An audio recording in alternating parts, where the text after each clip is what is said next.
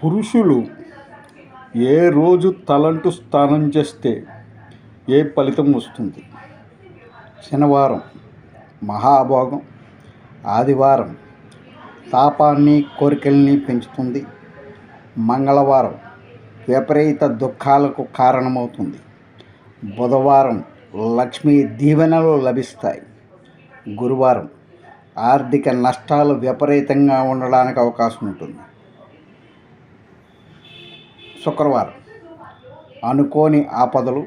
కావున పురుషులు గమనించి పురుషులకు ఏ రోజు తలంటు స్నానం చేస్తే ఏ ఫలితం వస్తుందో వివరించడం జరిగింది.